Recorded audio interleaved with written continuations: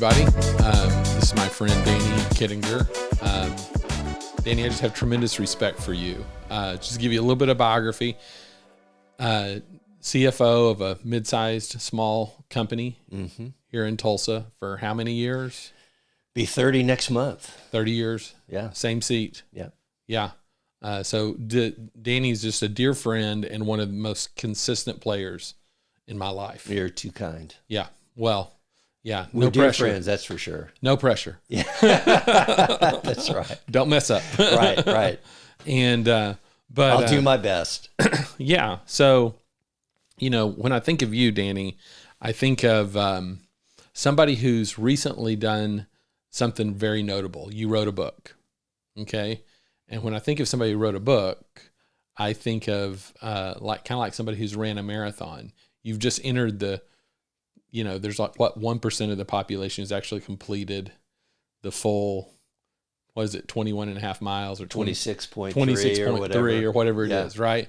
And you've ran a marathon as well. I have not run a marathon. I've run the Tulsa Run. Okay, so I was training for a marathon with my brother, but okay, so different story. Yeah. So I've ran the Tulsa Run, and then my body said no more. Yeah. That's enough. Right. That hurt. My brother and I were training for a marathon. He got injured. I was out on a long run, and I got to about 15 miles. Yep. And I said, what in the heck am I doing? I think 13 and a half is as far as I've ever been. That's a long way. It is a long ways. It's a lot of time. Yeah. But, I think we all have something we would like to write about. I think most people, if you set them down and said, hey, would you like to write a book? And most people will say, yes, I would love to write a book. There's some voice in me that needs to be said, but few of us have the discipline to pull it off, right? And you and I actually became friends in a writing adventure, if you think about it. Absolutely. We did this little deal called the Writers Guild, and that was almost 8 years ago. It's been a bit. Okay, it's been a second. Yeah. And whenever I read through your book, I saw some similarities of just many of the conversations we've already had. Oh, yeah. And that was pretty cool, right? So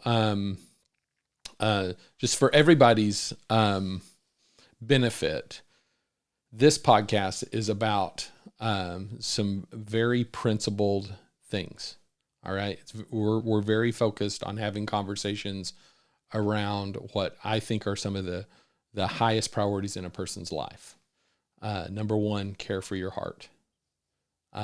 Number 2, care for your finances and your treasure. Number 3, care for your family, both their hearts and their finances. Help them, launch them financially. And then number 4, care for your career. And then number 5, finish well. And what I mean all great things, Shay. Yeah, what I mean by finishing well too is relational success, not necessarily financial success. Absolutely. Right. Yeah. Our culture focuses on retirement as some sort of way to land the ship financially well, but we don't really focus on landing the plane relationally well. So that's what we're talking about on this podcast. And so whenever you write a book titled "What Matters Most," and so I just, for everybody's benefit here, a little audacious title, isn't it? Yes, someone who's it is. Giving his thoughts on what's the most important things in life. Yeah, it was, especially when there's so many disparate thoughts about what's most important. Yes, right? True. And yeah, it is audacious, right? Mm-hmm. And particularly to put one's own picture on the cover. Was that a little hard? Come on, no. I mean, seriously, was it? I mean, I'm not this good looking, but was that pretty difficult to do? Yeah, because a friend of mine who helped me publish the book, that wasn't his recommendation either. But because I am a business guy, CFO in an office, and I, my wife and I, as we, she's a homemaker and has raised our kids and we've launched our kids out into adulthood, and she's been transitioning to this next phase of life, and we both love people, and we love to encourage people and the things that matter, and for me, being a businessman with no real audience of readership, when I thought about what I should put on the cover, I thought it might help to let people see I was an ordinary guy, just a regular since they have person. no idea who Yep. Danny Kittinger is. Yeah. And so that's why that Yeah. ended up. But after I published it and saw my picture on a book that says "What Matters Most," I thought, well, that's a little audacious. But, Well, I think it takes courage to take a stand on anything. it does, Right. Absolutely, it does. And in a social media world, just go take a stand in 140 characters or less on anything Absolutely, and see what happens. Yep. You just get mauled. Yep. It's brutal. Yeah, it is. And It so, so hats off to you. But Thank you. I want to further highlight our friendship. And so, I had this book here, this Comrades book from Stephen Ambrose. You gave me 8 years ago, and 7 or 8 years ago. And what's fascinating about it is, I think you actually wrote in here. You might have. It's in here somewhere. I should have. No, I I think you didn't. did. But anyway, in line with the idea of caring for your heart, friendship has something to do with caring for your heart. Is to have friends who not only will call you to account. That's kind of the male Christian mantra, for many, many years was, you need friends in your life who are going to tell you the truth about you, Mm-hmm. right? And Kind of that's accountability. yeah, kind of that partners, rah-rah, yeah. in some ways a little bit hyper masculine, Mm-hmm. but we also need, and I love that you have a chapter titled this, Celebration Matters. We need friends that celebrate us, Mm-hmm. that celebrate our wins, there with us in our losses. And so anyway, at the juncture that you passed that book to me, it felt super kind to have somebody in my corner. And I appreciate that. Oh, absolutely, Shay. And that's worthy of celebration. Well, honestly, I was thinking back, years of my friendship actually began, I think, in the men's Yes. gatherings at Believers Church when we were there together. Shay and I worshiped at the same church for many years, for a decade. Mm-hmm. And I got to know you through your leadership in that. And you and I did quite a few things together. We eventually started asking each other to lunch, and gosh, Yep. I don't know how many lunches we've had. Oh yeah. A bunch. Very consistent thing. Just talking about life, talking about the Lord, talking about our faith, our family, our work. And then Shay invited me to join him. Shay actually led the men's ministry effort at our church, volunteered, and in doing so invited me into speak to the men on a couple of occasions. Yep. And I just think it was through that. And later we joined the Writers Guild together. So we Yep. just kind of kept doing things that friends would do together. Mm-hmm. And here we are today, sharing more friendship, just sharing our love for the things that matter to us. But I think there is a particular blend in a friendship that is representative here too, is that it's always been toward impacting others for good. Absolutely, it has. It's always been toward, I just want to bring really clear language to this, but toward allowing your calling to impact others in the way that the Lord would really want, in submission to Him, with the help of His Holy Spirit to really make a difference in people's lives. And I think on the natural side, Shay, I agree with that wholeheartedly. But I think all friendships kind of center around something, right? If you're a They huge do. football fan and you're going to cheer for the Sooners, you gather with your guys that cheer for the Sooners, and you go and you do that together. Mm-hmm.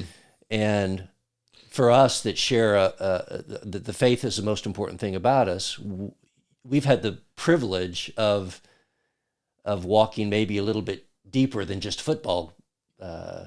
Analogy I could never get to the level of loyalty that you have toward the Miami Dolphins. I just There's few that do.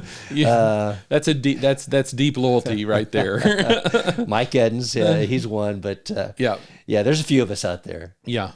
But anyway, our shared love for passion for Christ and our shared love for His people has brought us, I think, to comradeship, to Yes. to this conversation. I'm going to go to the first chapter, first line.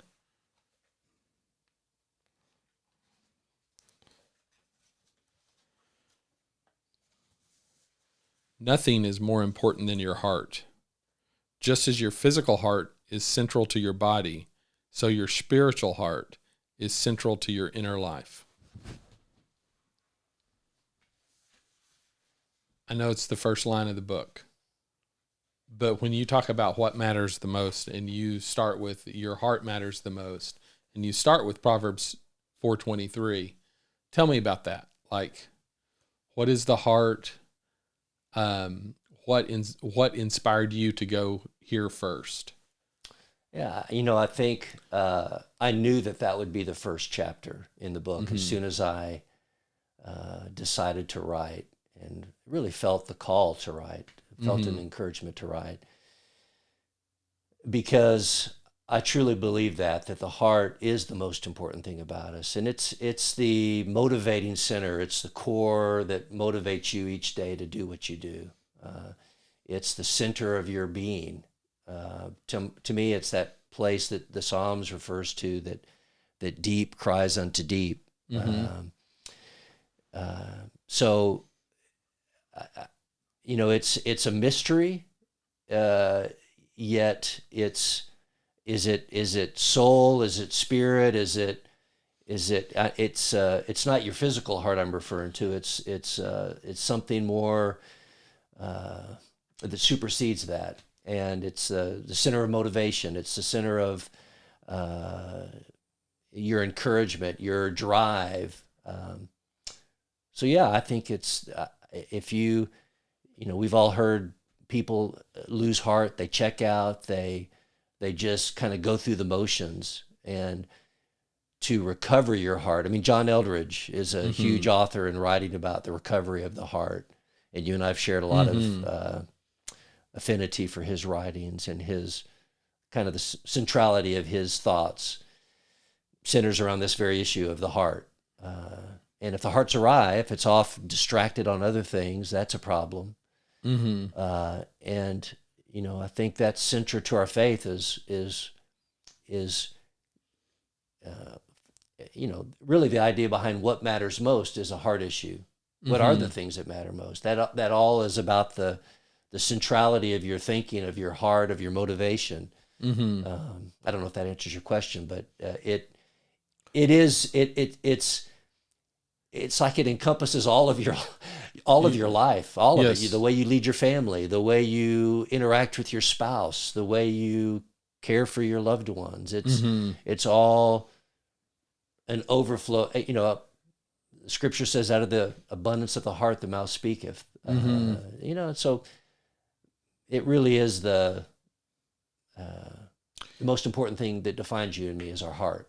It's I just had a picture of someone crossing a river, hopping across stepping stones, and the heart is so central to the Bible that you start with Proverbs 4:23, I believe, where you started, which was, above all else, care for your heart, for from it flows all of life.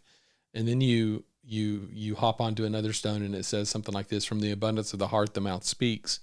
Then you hop onto another stone, and it says something like this: where your treasure is, there also is your heart. Absolutely.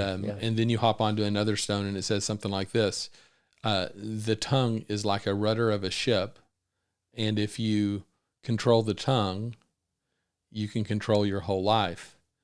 And just a fascinating, picture of how central our inner life really is.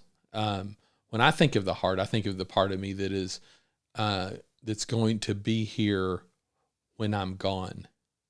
There's this sense that I am an eternal being that I think everybody, even if you hail from an agnostic or atheistic point of view, you still have this sense that, man, what am I really going to be gone when I die? And that's your heart. That's the inner, the real you. And so caring for that is, I think it's just apt that you started there. Yeah. And I feel like almost every other chapter in this book is a subchapter to chapter 1. Yeah, that's probably true. I mean, I was thinking about, as you shared that, about life after death, or beyond this life. I was in chapter 2 on prayer. I started with a story about when my dad died, and why don't you just tell that story real quick? Yeah, so I think I started the chapter with something like, I wasn't in the room when Dad died, and my dad had over about 8 to 10 years had struggled with Parkinson's and dementia, and my mom had cared for him really, really beautifully, and they had moved to Tulsa from Mississippi, where his last assignment in the Air Force was, and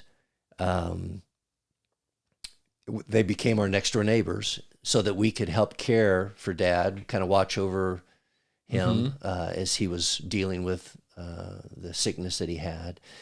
And that last year was a difficult year. He ended up spending some time in a nursing home, which he and Mom vowed that they'd never do, but Mom couldn't care for him on her own. So she'd spend all day with him at the nursing home and then go home in the evenings. And then he went to a hospital. He had a condition where he had to go to the hospital for a bed, and then we sent him to a rehab hospital, and they told us that he couldn't swallow anymore. He couldn't eat, so they couldn't rehab him. And he eventually went to Clare House, this beautiful hospice care facility in Tulsa. And, we thought it was going to be 2 or 3 or 5 days that he would live without eating. And we didn't know how long he had gone without food in the hospital, because they didn't tell us anything, that he wasn't eating. They never told us that piece of information.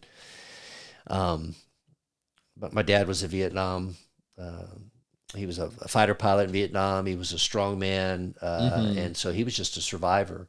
And he lived in the hospice home for 15 days, being cared for beautifully by their staff. Kelly Scott and their staff are amazing over there at Clare House. But when he passed, I got the call that he was gone, and I ran. I was mowing the grass. I got to the Clare House as quickly as I could, and there was Dad laying on the bed, and my mom was just these deep wails of sorrow and loss. Yeah, and I'm sure I was crying as well. I'm a crier, and I was moved emotionally by Mom's grief. But I can't tell you, Shay, the peace that I felt, and it was just that. I write about it as a thin place, this place where heaven and earth collide, where my dad was, his body was on this bed, but I knew he wasn't there. I knew he was alive. I could almost sense his presence. Yes. And I knew that the veil was really thin between this world and that world, and I can't explain it, but I just had the peace of the Lord that all is well. I mean, the thought, it is well with my soul, that, and I think I wrote about that. I was in the middle of, here I was in my early 40s. I was raising kids. I was working a demanding job. And, as men and as workers, as CFOs, as and a husband and a dad and a elder in a church, you carry a lot of weight on your shoulder. You feel like you do anyway. And I just felt like at that moment, I just felt like the hand of the Lord on me, like it's all going to be okay. Yeah.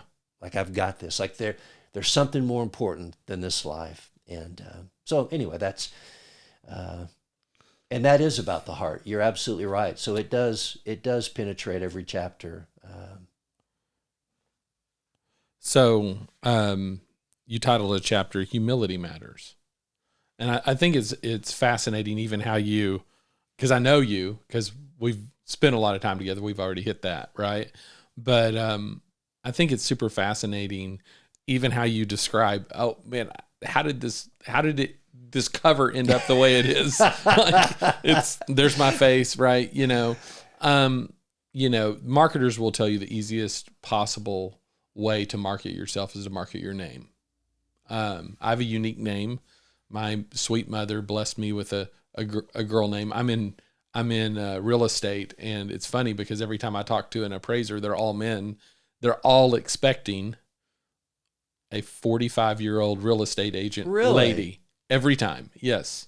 So I guess I've known you for so long, I've never considered it a female name. Oh, I know. But I think if you don't know me and you just read the name, Yeah. But so I would probably end up with my picture on the front of a book just to clarify. Could be helpful. Could be helpful. But the reason I bring up this whole idea and your reaction toward it is because I can feel your discomfort with it. Okay. And in an Instagram world where we all have our profile pictures, and let's be honest, nobody's that beautiful, right? True. True. No one's that good looking. But it takes humility to approach your gifts. It takes humility. Like for me, I have a writing gift. You do. You know this about me. I do. And I've not finished my book, right? And I think I called you the other day all excited that I'd made some headway on it. Yeah, you're making great progress. And then I started looking at how much progress I actually made, and it was not nearly as much as I thought I'd made.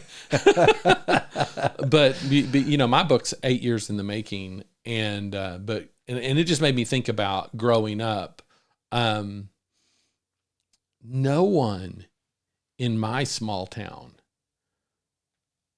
in any way, affirmed a writing gift in any way. I mean, it wasn't like criticized. It wasn't even on the map. Right. Right. And, it took me many, many years for that latent gift to be like somehow a light was shined on it or something. But my point is to have the courage to, and I think we talk about writers a lot in courage, because have the courage to say something. It is audacious, Danny, for you to, I'm just going to agree with you on that. Yeah. To assume that somebody wants to read something you write. Absolutely. Well, it's interesting, Shay, because, I don't know that I ever knew I had a desire to write. Mm-hmm. And, I've talked many times.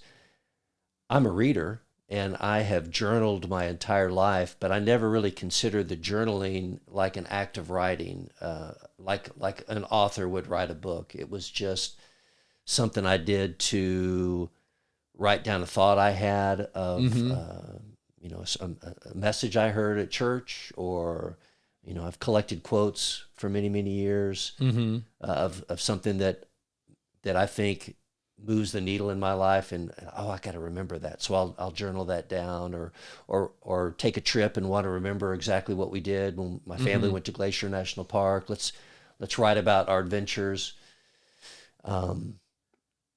But for me, the origin of that book really kind of came out of a pursuit of my own heart. I as you know, I take these retreats annually, or multiple times a year. There's a place in Arkansas where I'll go and spend a weekend with the Lord. I'll take a book or my Bible and kind of the resources for the weekend, and go to this cabin and just spend some solitude and clear my thoughts. And typically I'm praying about the future. And it was about 6, 7, 8 years ago. You mentioned this book is 8 years for you in the process. I would tell you that's normal. That's about how long it took for me, because it was about 8 years ago when I was on a retreat like that with the Lord, and I was just praying about my future. All the work that I was doing, my involvements in various places. My kids were getting to the end of their school years, looking at colleges, and I asked the Lord, about my future, and I didn't hear it audibly, but it could have been, because I knew that I was to write, and it excited me. I had this interest that I didn't even know where it came from, and almost immediately I knew that this is what I wanted to write, is a book that I could pass on to my kids, a book that says, if you want to know what Dad stands for, if what Dad believes, of all the things in life that could take your time and attention, these are the things that are most important. And I wrote about work, and I wrote about family and love, and I wrote about humility and celebration and hope and prayer and things that I don't even know a whole lot about. Many of them, I just started processing thoughts toward to that end, and this is what came out of that. And so I think life, the discovery of life, the adventure of life is offering your heart to the Lord like that in various times and seasons, and saying, what should I, you and I've talked about this a lot of times, Shay. What's the most important thing I should be doing today? How should I spend because listen, our life is it's a limited commodity. You can't, that when I was a kid, there were these ads that says, who says you can't have it all, or be all that you can be. And those aren't true. Yeah. You can't be whatever you want to be, and you can't have it all. There is limited, finite resources, and you have to devote yourself to a certain area. And so for me, writing became that.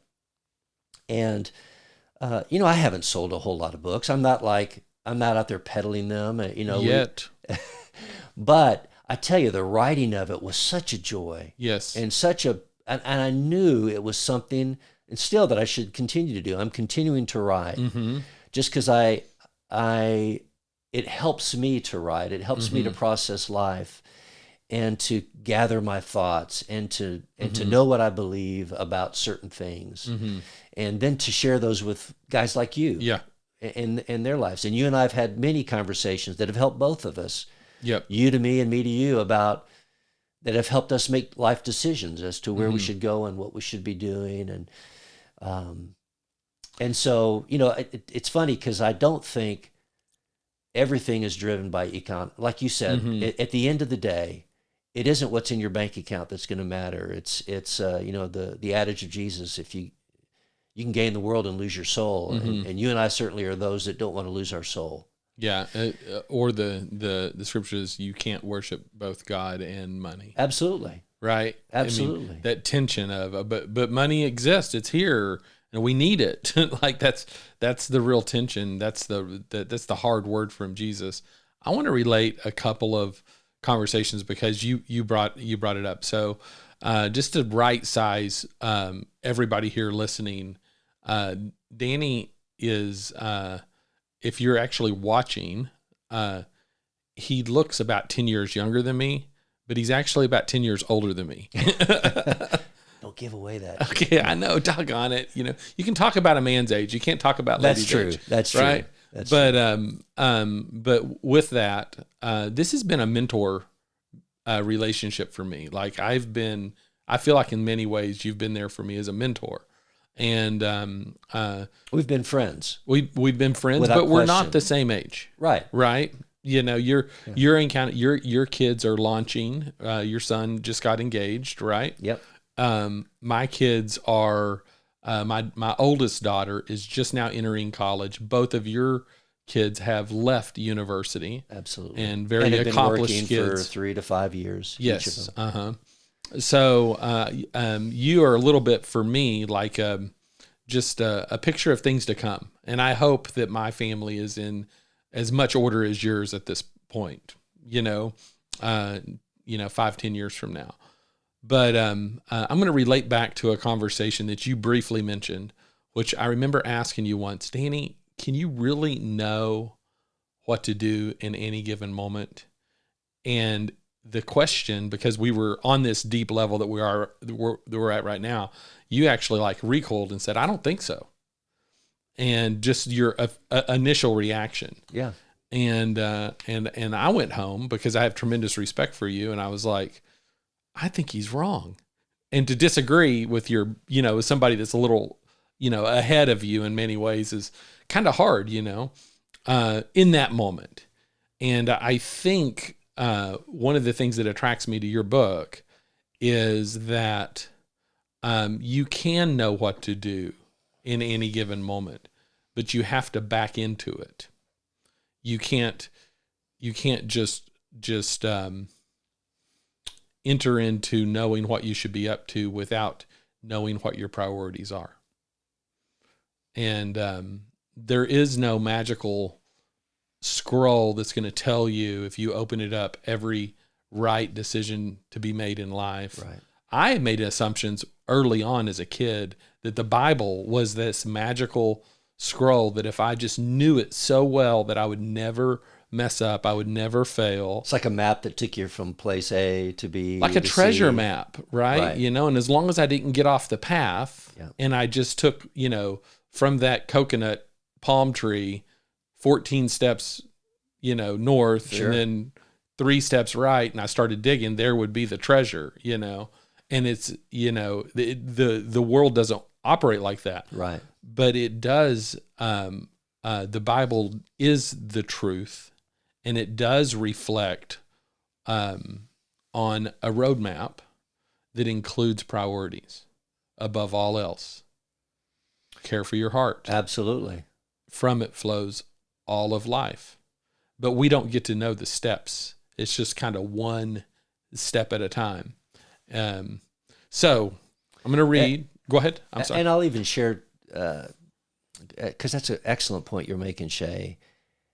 And I think it's more of a friendship. You were talking about me being a mentor, and that's very kind of you. And regardless of our ages, sure. I feel like we've just been friends. Yes. We've just been friends. Yeah. And, that humility's always been we care about one another. And I've never come to a lunch or a time with you and felt like, oh, I'm going to impart to Shay my wisdom, or let me share. So it's a friendship. And I feel like that's what Jesus did with his disciples. Mm-hmm. Even though he was the very Son of God, it said he didn't come he came to serve, not to be served. Mm-hmm. He didn't come to lord it over anybody. Mm-hmm. He came to be a friend. Yes. I've called you friends. Yeah. And, I was reading in Ecclesiastes. I just finished it. I think it was yesterday. And, Solomon gets to the end of this book that's, Solomon supposedly, many people think he was one of the wisest persons to ever live. Had all of this wisdom. If you read the Proverbs and the Song of Solomon. And there's a couple of points there near the end of Ecclesiastes where he says, nobody can really know anything. Mm. But here's the end of the matter is to kind of do your best and love God. Mm-hmm.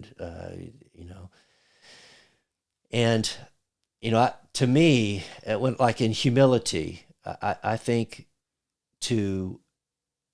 sometimes in the church, we got to be careful because we act like we have it all figured out. Mm-hmm. And some religious leaders and even pastors and writers, they can act like they've got everything figured out. And maybe even myself writing a book like What Matters Most, maybe it is a little audacious to me to think that these 15 things, these 15 chapters could contain the most important things in life.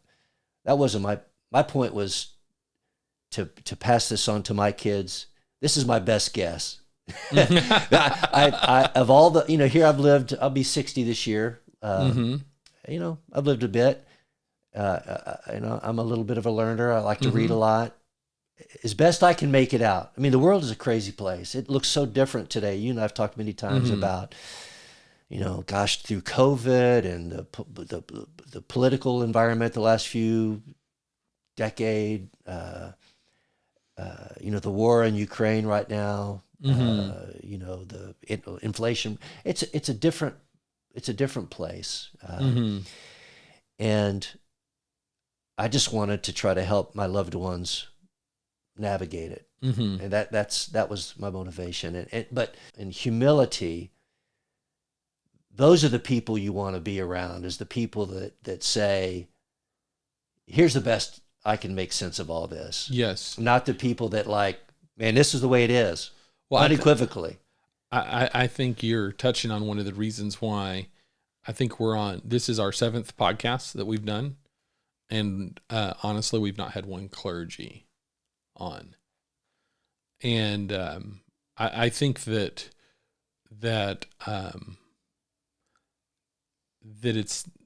hopefully it's becoming time that we hear from regular people, just people out earning livings, doing life the best they can. When you write a book, well, here, let me just read this here real quick here. All right. While we admire the great ones among us who walk in humility, we despise the humiliation endured that led to its formation. I thought that was, I had to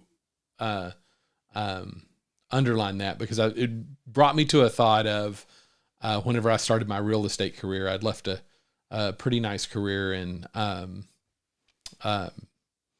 IT technology, and there was always something that sounded really smart about being, and one in which you did very well. Yes, you were very successful at it. Yes, but there was always something really smart about routers and switches and firewalls and using these terms that nobody else knows and da da da da. And I have an aptitude that could handle that, and that was fine. But I remember one of my first jobs was fixing a roof leak in about 100-degree weather. And I was up there swinging a hammer. And this was, 5 years ago. And just angry, thinking, this is not what I have an international business degree for. And I remember being so hot and sweaty, getting down, going to get something to drink from a QT.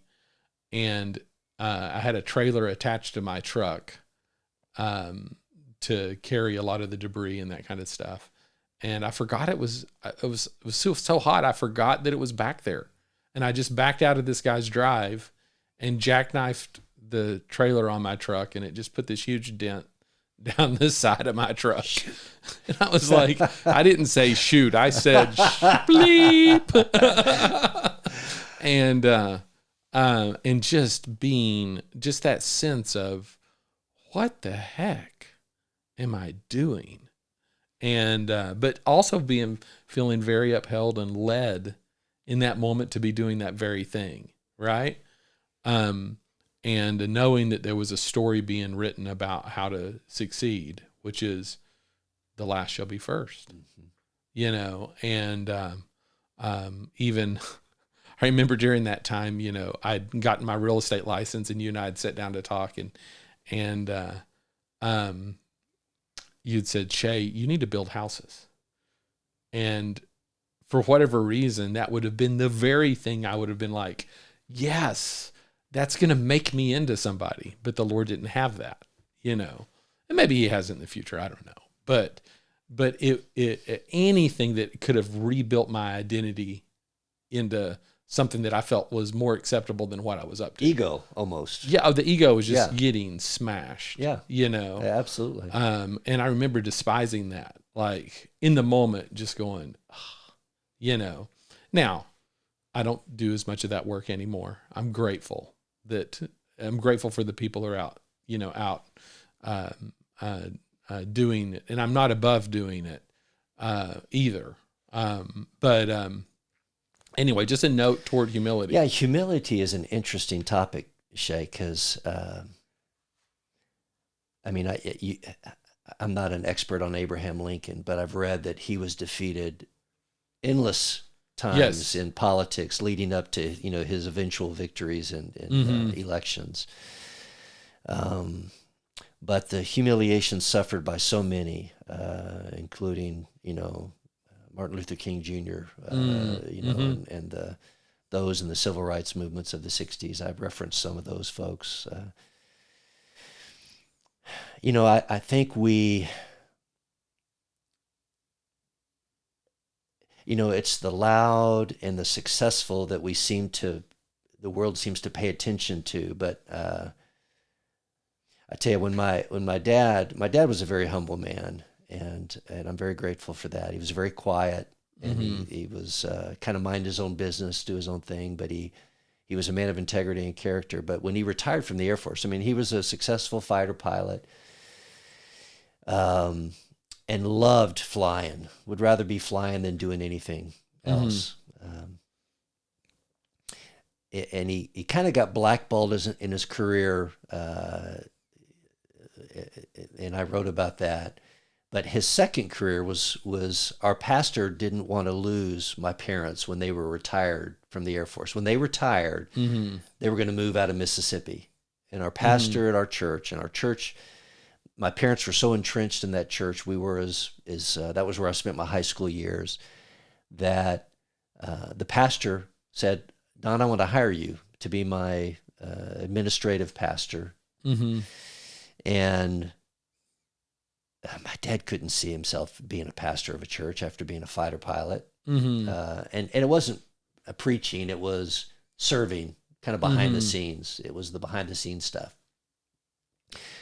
which he ended up believing that was the Lord's call. He took that job. He interviewed for some flying jobs, and he wanted to fly, but he just couldn't get to yes on any job. It's like he would want to take the job, and something inside of him would not allow him to accept that job. He felt like this pastoral job was the job for him. And he basically became, for 20 plus years, the minister of pastoral care. And the church got a 2-for-1-er because my mom would travel with my dad all up and down the Gulf Coast, visiting new members to the church, people in hospitals, go make home visits. And when Dad eventually passed up here in Tulsa, 10 years after they had relocated, I can't tell you how many people from Mississippi came to my parents' funeral, my dad's funeral. My mom's still living, thank the Lord, 87 and living next door to Carrie and I. But she's also active on Facebook. Yeah, yes, she is. I saw her post about him. Just recently. It was his birthday. Yep, yes, absolutely. Yeah, would have been the his love 87th of her life. Birthday. Yes, absolutely. Yeah. But anyway, and they came to honor him. I think it was 70 people drove up 700 miles from Mississippi to honor him here in Tulsa, Oklahoma, because of the impact he had on him, because of his humility. His job, what he did many Wednesday nights was take when we were back this was the 80s and 90s, his orange Volkswagen bus, drove it around the Gulf Coast, picking up shut-ins, the ladies who couldn't drive anymore, the ladies that living in retirement communities. He'd get a little stool, set it down, they'd hop up in the bus. He could transport 7 of them at a time and bring them to the church on a Wednesday night, and then he'd take them all home afterwards. Just humbly loving on them. Yeah. No, I don't think anybody asked him to do that. He just did it. Well, I think there's a definite connection between humility, which brings honor and dignity. Like behind the wake of humility is honor and dignity. Absolutely. Around everybody that is in touch with that person, that's beautiful. I agree. Beautiful story. Okay. So, and this is only because we know each other as friends. You recognize this kind of thing, but, dedication for Luke and Kelly, your kids, and for Rex. And I thought that was really fascinating, for Luke and Kelly and for Rex. Tell me about Rex. So, Rex is my nephew, and very close in age with Luke. He's going to be Luke's best man. Okay. Luke's going to have one person stand up for him at his wedding, and it's going to be Rex. So close to our family. But the reason his name is in the book, most probably, is a few years back, my sister relocated to Tulsa. Their family had gone through some difficulty. Rex had actually come out here to go to ORU, unsolicited by Carrie and I, who were both ORU graduates. That's how we got to Tulsa, been here 40 years. But Rex decided to come to Oral Roberts University, which we were thrilled. And we've always been close to Rex, but see him at Christmas and maybe a family vacation in the summer. But this was the first time in our family history where we actually got to live in close proximity, never lived in the same city before. And so really got to know him very well. And he graduated, and during those years, those early years that he was going to school, our family actually has had some sickness and some loss. Rex lost his mom, my sister, died of ALS back in 2017, and preceding her was Rex's older brother Dan, who also died of ALS. And so my wife and I, just being loving family, that was a huge loss for us. And we lived next door to my mom, who my sister lived in Mom's house with her. We were kind of the central place of care, and there's a lot of folks coming and going, and caregivers, and Rex and his friends. And so we just were there for Rex and his sister Rebecca, and Rex's dad Brian, my mom, and the rest of the family. But through that, Rex has become very dear to Carrie and I, and we have embraced him, and so much so that we built another room we just built a home a few years ago, and we built an extra bedroom for Rex. Okay. So whenever he comes home, from he lives in Chicago right now. He's got a place. He's got a place. Yes. And I think that's incredible. So Rex is very, very dear to Carrie and I. So when you talk about living your life out loud enough to share with your kids what matters most to you, right? Because if you think about it, this is about what matters most to you. But if you're a believer, you find out real quick that these things matter most to all of us. And but to have the courage to live that out loud is a component of relationally finishing well. Okay, so you've done well in your business or in your career. I mean, I think that's apparent. I mean, if you ever get to sit in Danny's office, you'll see that Danny loves to celebrate things, right? Because celebration matters. Absolutely. And so you see all these markers in his office. You know, I think there's a jersey in there from the Dolphins, right? There is. Right. And yes. Then there's a couple of mementos even from our speaking events. Absolutely. Right. They're sitting up there. I always notice that. You and I did a marriage retreat with our marriage event at our church. And yep. Carrie and I, you and Alora, and some other dear friends. And yeah, I've got a little memento to that we successfully accomplished that. I let Brennan Manning came to our church, or that was the last event that he canceled before he passed, and a gentleman named Phil Anderson came and did the weekend for him. I have a memento to that weekend. It was something. It was kind of a milestone. It's, Scripture talks about putting rocks to remember things, and to me, that's kind of a thing of celebration.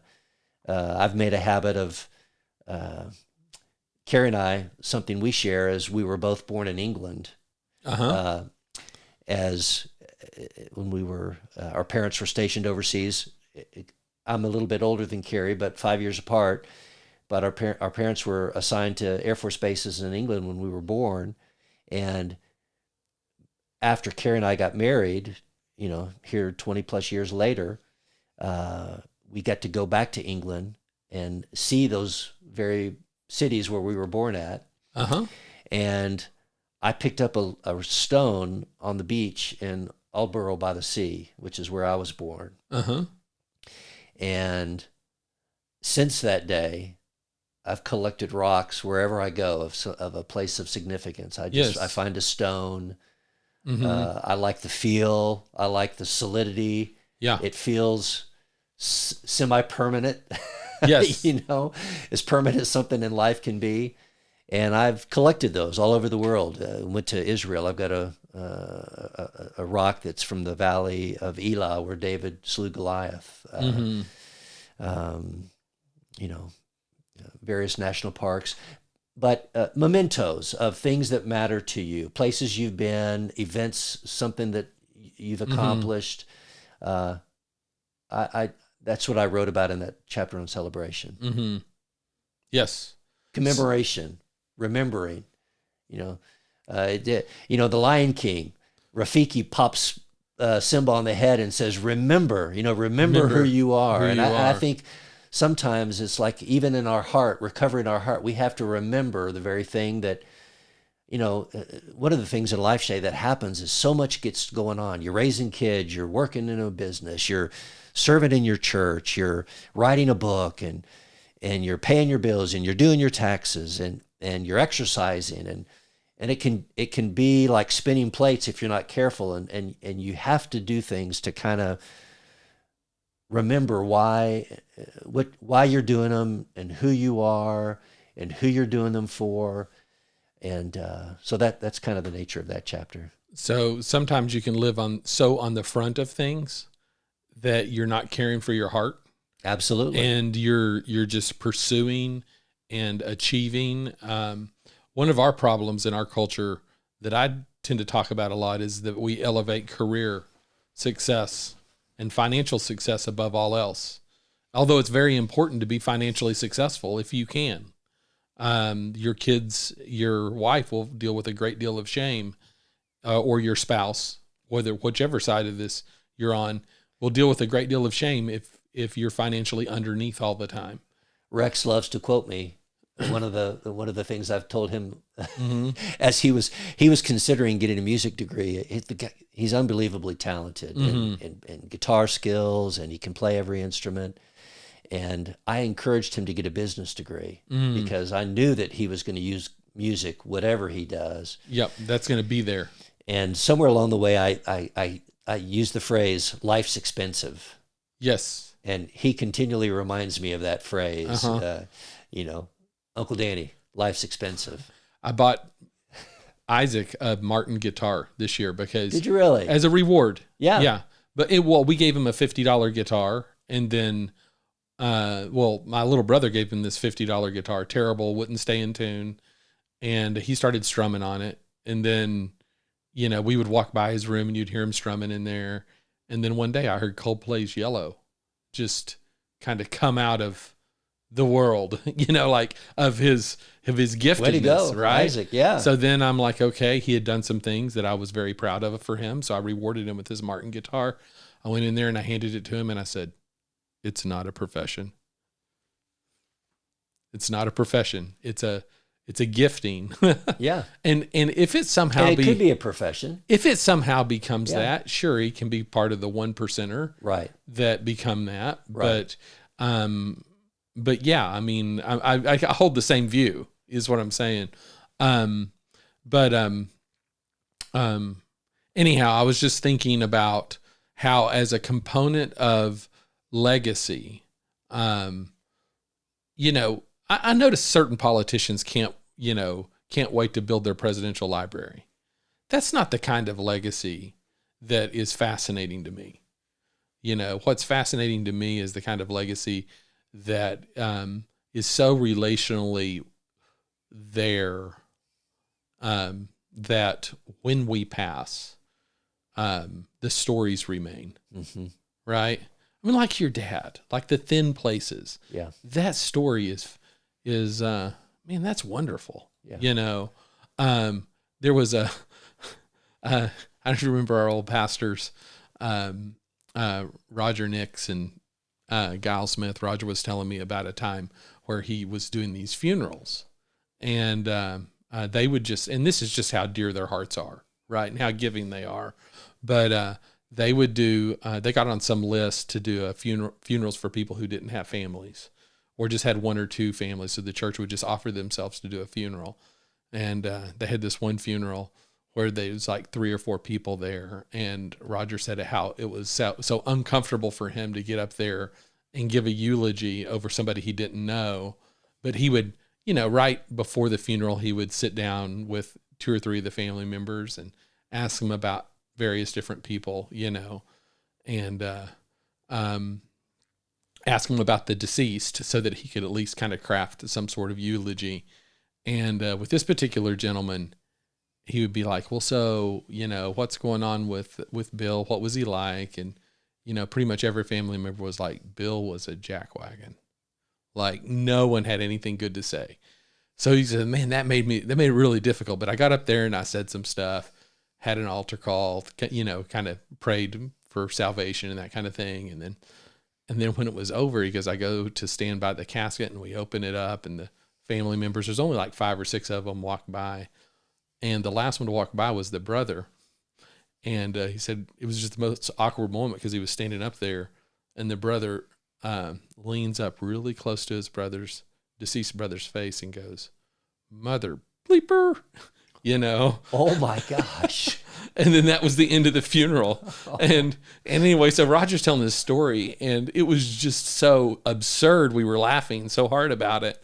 And I know it's not fair to laugh at the deceased, but come on now. That's crazy. That's insane. That's crazy. But that's a very fascinating picture of what do funerals go like when there is no hope? Yeah, absolutely. Right? When there is no, what happens there? That's a very real possibility for people. Yes. If they choose to live a certain way. Yes.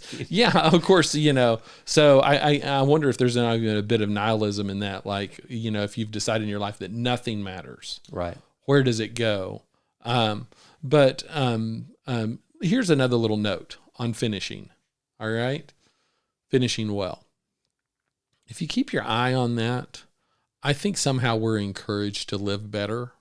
A friend of mine brought to my attention Matthew 1. And you had mentioned Solomon as being the wisest, quite possibly the wisest human to ever walk the earth. Well, in Matthew 1, it goes through the genealogy of Jesus. And, and if if we talk about stepping stones in a river, you've got, Adam, Adam, David, Jesus. Those are big leaps, but that's the genealogy of Jesus, and David's always in there. But Matthew wouldn't even let David off the hook on his legacy, because in the genealogy of Jesus, it says that David begat Solomon, the wife of Uriah. Isn't that fascinating? It is. That, how we act relationally matters. Yeah. It deeply matters. And, I'm 47 going on 48. Biblical scholars believe David was about 50 when he was, during the time that kings went off to war and David hung back. I do, to touch on that same theme, Shay, I do take comfort in that genealogy, because Rahab the harlot is also in that genealogy of Jesus. That's true. And David, who obviously had somebody else's wife. And there are lots of sinners in that genealogy. There are, and I was reading today in the very end of Mark, when post-resurrection, Mary, who had 7 demons cast out of her, Mary Magdalene, who was, I think she was a prostitute, or she came to the disciples, and it says they did not believe her. And then the 2 disciples came back from the road to Emmaus and talked to the disciples about Jesus being alive. And it says they did not believe them. And so, here I am thinking, here are the very friends of Jesus that he chose, And, Peter denied Jesus at the very end when it mattered the absolute most. He failed. He just fell apart. He screwed it up. Yeah. And everybody fled. Mm-hmm. And yet they were the chosen friends of God, and Jesus loved them and continued to go after them and continued to encourage them. And eventually, the impartation of the Holy Spirit, and they were filled with courage, and they spread the gospel around the world. Mm-hmm. And I anyway, back to that genealogy, I just love that God uses broken people, and he doesn't exclude us from participating because of some past sin that we had, even heinous, even terrible stuff. Yes, it can always be and rebuilt. Not that I'm encouraging that at all, because I know how sin can get us off track, and it can get us sidelined, and it can get us hating ourselves, and the all of that stuff that we that makes us want to sideline our lives, or not lead our families, or not be successful in our businesses because of some past mistake or whatever. But God he's always encouraging us to come on, come follow me. Yes. Come. And that genealogy, I'm glad you brought that up. Yeah, it was just fascinating. These are real people, real stories. Yeah. That real messy, It's funny because sometimes I think we read them in Scripture and we don't realize the mess that truly is there. We don't realize the drama, the poverty that Jesus was born into, or the difficulty of the political situation with the Roman Empire and the Jewish people, and or how desperate things were with Gideon and the armies of Midian, with more numerous than the sand on the sea, and he had 300 guys with pots and torches to fight him. Well, and he had more than that, but the Lord was like, no. Took them all away. Yeah. Focus. Yeah. Focus. You can do it. You can do it. Yeah. Uh-huh. Okay. So, made this observation the other day, and I would love to hear your thoughts on it. Whenever you read the Gospels, we find Jesus' central theme is your heart connected to him forever in eternity. And then we see in the following epistles, whether it was Peter or Paul or any other, Luke, their central theme obviously being your heart connected to Jesus in eternity. But then Paul takes a turn as you read more and more, and he starts talking about your gifts. And so if there's a secondary theme, it's your gifts offered to the world. We've talked a little bit about our gifts in writing, but what do you see for you? What's causing you to approach your current giftings with humility right now? Like, for me, I'm trying to finish this book. I'm doing this podcast. I keep trying to mess with the lighting. I keep trying to get it, the seats just right and the microphone in the right place so you can see your face. And, like all these things. And I'm doing it with trepidation, thinking, well, will anybody even listen? Yeah. What are you up to? Well, that's a great question, Shay. And I don't think it matters who listens or the audience necessarily. I think it's what you do with your life. It's living for that audience of one. And I do think fruitfulness matters. I do think excellence matters. It's like how you do what you do. I mean, doing is important, but how you do what you do, or how you go about doing what you do, is the most important thing.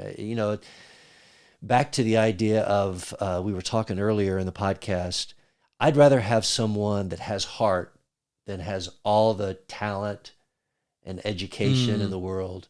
Mm-hmm. Give me that guy that just won't give up, that just Julian Edelman on the football field, or that tenacious, it's probably Tom Brady. That's probably why he's so great. I don't think he's the greatest football player of all time. I think he just doesn't quit. Yeah. I think he just is that kind of tenacious. But so for you and I, so it's a good question. Let me see if I can answer it. I mean, I do think, there's a lot of parables about the parable of the talents, the parable of the vineyard. I think we've all been given, whether we have a little or a lot, we've all been giving. We've all been given gifts from the Lord. And I do think part of the adventure of living is discovering what those things are. Recently, I've been reading a book about the power of voice, and I'm writing as a voice, right? It's having a voice to the world. And earlier in my career, I mean, I love music, and I love when I was in high school, I sang a lot. In fact, I went to college thinking I'd be a music major and be a worship pastor because I so loved being involved in music and singing. And I didn't get accepted to the ORU School of Music. I auditioned, had to do an Italian aria or 3 or 4 of them, and which I'd never sung in my life, and I failed miserably and was not accepted into the program, and that was God's grace for me. Yes. But I've never given up that idea of loving voice, and I love the idea of finding our voice. And I'm not just speaking of a singing voice or a speaking voice or a writing voice. I'm just talking about being authentically Shay. Yes. And being authentically Danny, and not hiding from the world, not shrinking back, but just to find my place, to be comfortable in my own skin, to be who I'm meant to be, and to be the best dad and the husband and the father and the son to my mom and the son-in-law to my in-laws next door, and friend at church, friendship with you. I think CFO at my company, I just want to steward all of that as best I can. And I think we find joy in that. I think you find joy here in this studio, tweaking the lights, and it's art. It's it is. And I tell you, Shay, this this has been a real blessing for me, and I don't really have any goals of being a best-selling author. Yeah. I don't care to ever compete with Max Lucado or I'm just glad I did it. Yes. I just feel like I was true to myself, and I did the best I could do. And some of those things are beyond my pay grade. If it matters to enough people and it makes a difference, then maybe it could be a successful book in the world's eyes, or the number of units sold or whatever. But that's not why we live. We live for an audience of one. I wrote about it a little bit in comparison is such a trap, because you've been a successful businessman. Now you could look at the gentleman that you used to work for, who sold the company for hundreds of millions of dollars. Yep. 2 companies. Yep.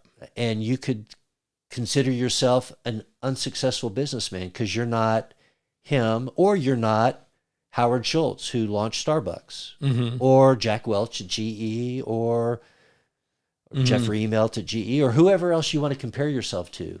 I could look at my bosses and how successful they've been at building a company, and denigrate myself that I haven't achieved that level of success. But who am I measuring myself with? I think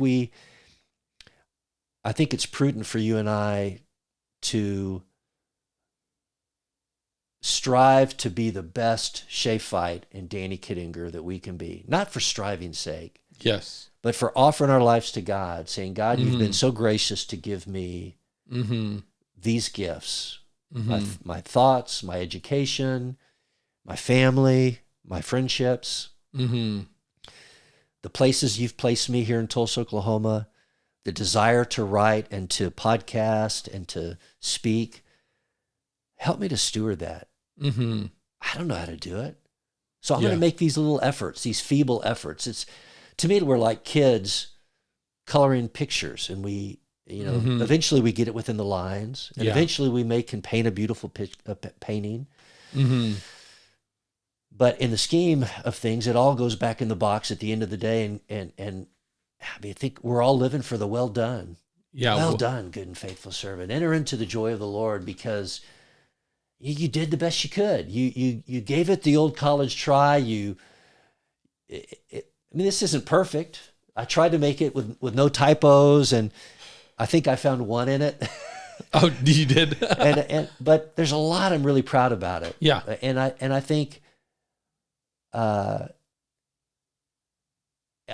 it's the same with what you're doing here, or in your real estate practice, your career that you're building. You're stewarding that, your family. Issa's about to go to college, and she's got some unbelievable opportunities. Man, way to go, Shay.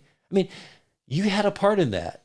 You've had to be a parent to a very gifted young lady. In addition to, I'm just picking on her because she's about to go to college. Well, you have a high aptitude son, and you recognize early on that you can't argue with a high aptitude child. Yeah.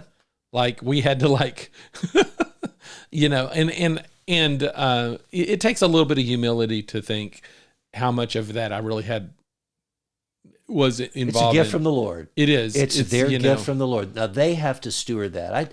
I told Luke all the time, what you look like, and both of my kids, Luke and Kelly, how handsome or beautiful you guys are. The fact that you've been born here in America with the blessings of a middle-class family. Yeah. Your intelligence, your personalities. You better not be prideful of those things. Those are all gifts from the Lord for you guys to steward. Well, it's really interesting you bring up the comparison trap, because I think about that, just how important it was that Paul wrote to not, just in such a loving and kind way, do not compare yourself to others. Because what happens is, in comparison, we sell ourselves short on both sides. Absolutely. It's just discouraging. If I look at your success and I see all the things that you're doing, I think, man, Shay's knocking it out of the park. Man, I must be, then you judge yourself. But then I have a very well-crafted post where I'm only showing you the things that I'm really winning at, and all the failing. Social media allows us, not just social media, but just really, even just walking up to somebody in church allows us to craft this exterior that says, here are all the things I'm winning at. And then here, all these things that I'm really struggling with, I'm just going to put those and just kind of marginalize. You're not going to see those. Yeah, we're not going to give you that, because, honestly, no one wants to hear that either. I don't know, Shay, that we don't want to hear that, because if it sounds too good to be true, it typically is. Yeah, it's a little glossy. And I think that's why the scripture says we overcome by the blood of the Lamb and the word of our testimony. Is our testimony typically isn't our great success. No, you're right. It's that we have a Savior, and that He saved even us. And listen, my story is a little bit different. I was kind of a goody two-shoes. I was a good student. I was trying to be the good son. I was always trying to follow the rules. I didn't smoke or chew or go with girls who do. I was playing the straight and narrow. That was kind of from the time I became a Christian in my preteen, 11, 12-year-old age, till my college years, and really post-college. And I knew all about Jesus, and I loved Him. But it wasn't until my 40s when I think I really discovered how much He loved me. And it wasn't because I followed the rules or played some game. It was just because He loved me. Just because of His affection and that revolutionized my life to taste and see that the Lord is good. Not that He's the truth, not that He's the way, the truth, and the life, but that He actually loves us and He wants relationship with us, and that He's drawing near to Shay because He wants to be your friend, and He wants to have fellowship with you, and He wants to invite you into a life that's beyond the life that you think. And it really isn't about money. Yeah. It's not about health and wealth, because, I've lost loved ones. I've seen, my father-in-law has ALS today, and is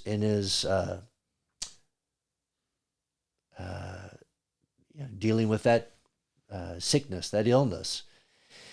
And I've got a good buddy who feels like his testimony is that God sent him to a particular city and led him into bankruptcy. One of my best buddies in the world has gone through bankruptcy. Mm-hmm. And God used that to draw him close. So it's through our lives, regardless of what we have or don't have, health, and it's almost like our wedding vows. In sickness and in health, for better, for worse, I choose you. Mm-hmm. And that's what walking with God is a relationship with the one who made us, that wants to travel through life with us and lead us into eternity, a place he's prepared for us outside of this world. Mm-hmm. And that's the adventure of, and you get to steward things and practice Mm-hmm. using your gifts and talents that he's given you and offer them to him. Well, this is a fascinating conversation, one that we've had in various different forms. Okay. The idea is, this faith walk that we have, is it a community thing? Do we do this? Are we all on one bus together doing this in life? Do we do that in community with our church? Because there's been tons of conversations in the recent years about church as community, church as family, right? Et cetera, et cetera. But then on the other side of that conversation, which is equally fascinating, is this an individual endeavor that you do in between you and God, a private matter that is done, and I believe many people believe that their walk with the Lord is private. It's not to be mentioned at work. We don't discuss religion or politics at work. It's only to be entrusted with a dear friends, if that at all, if ever, right? Right. There's a massive segment of our culture that does life with Jesus alone. All right. And there's a great tension in those conversations because it is a singular walk. The Bible doesn't say, "Well done, thy good and faithful servants." It's you and the Lord and what you've done. What have you done with this relationship that I've offered you, right? It's the depart from me, I never knew you. It is a singular individual. Yeah, as you were saying that, Shay, it is, but it's both. It's both. It is both. Yes. It's like, I'm thinking of my son Luke. He's family, mm-hmm. but he's also a man who has to give an account. Kelly, she's has to give an account of her life. But we're family. We have a mm-hmm. community. You were raised in my home. We share values. Mm-hmm. So it's both of them. Yes. It is a singular. I'm not going to give account to the Lord for you, but I am responsible for you somewhat. I'm not to leave you by the side of the road, and it is a love God, love others, and I want to share my faith with as many as I can, and yet I'm responsible for me. I keep having this mental image of, am I on a football team doing this faith and trying to hold true to the tenets of the gospel message and hold true to my relationship with Jesus in spite of all of the distractions that are out there? Or is it more like walking in the green fairways? I'm focusing and concentrating on each swing. Am I hitting the irons just right? Am I chipping well? Am I putting well?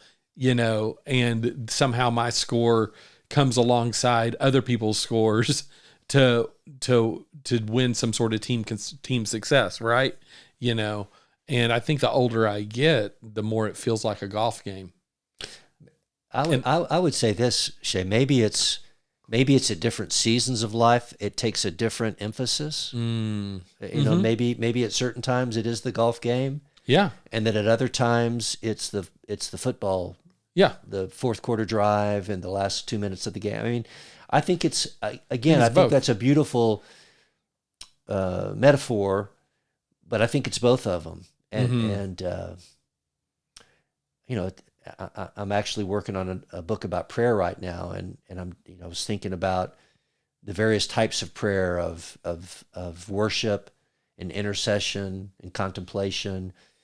And there's different times for different ways of praying. Corporate prayer. Yeah. Or individual Mm-hmm. prayer. And Yeah. so I think it is both still. It just, I don't think it's an individual sport. That's all that there is. Yes. It's too communal for that. But at the same time, you will, the only way I can say it is yes. Both. All of that. Yeah. Yeah. To me, this is part of the mystery of God. It's like it's the now and the not yet. Some people say, "Hey, it's heaven now," and I'm like, "No, there's a heaven. Yeah. This ain't it." Yes. Heaven hadn't come. No, kingdom not fully here. Yeah, so it is the now and the not yet. It's the yes, Jesus is here. He lives in our hearts, but he ain't fully here. Yep. This is a dark place we're living. Well, Danny, one of the things that I expected out of this conversation before we even began was authenticity.